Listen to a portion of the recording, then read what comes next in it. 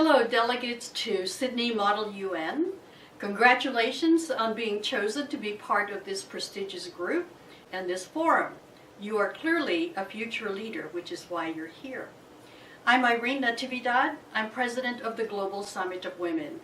And for over 30 years now, I have been an advocate for women in leadership roles. I want them to be in charge in government and in business. And you say, well, why is that necessary? So let me show you. There are now only 11 women presidents, and one of them will go soon, so you'll end up with only 10, and that will be Liberia because her second term is up. And then if you will look at this next slide, there are only 7 women prime ministers.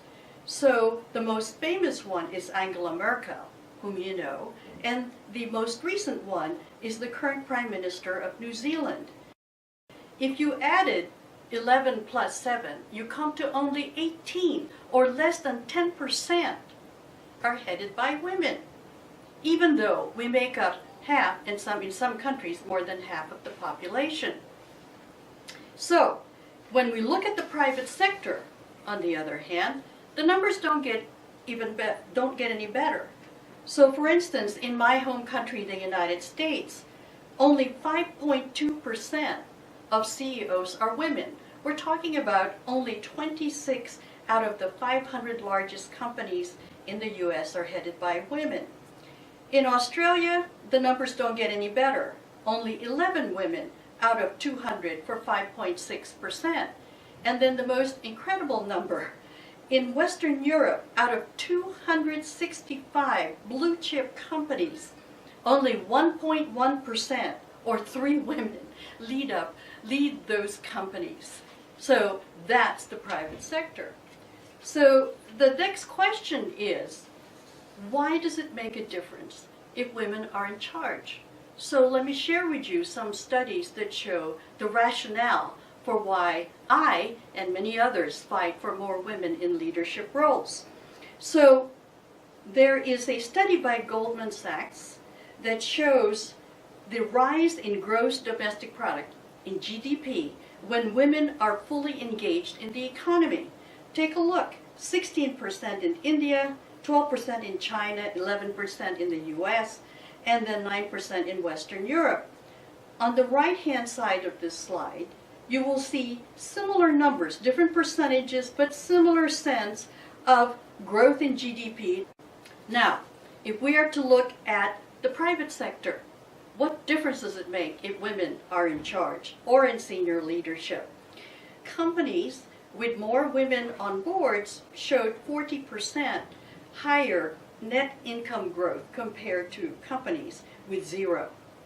And then if you look at the right-hand side, McKinsey shows an earlier research that indicates companies with diverse boards have 64% higher stock price growth, and only 47% for companies that do not have women on their boards. So that shows you already what's called the business case. The business case is not yet known to as many people as possible, not in government and not in business. So we have to articulate this often as to women's positive impact in the economy in order for people to pay attention.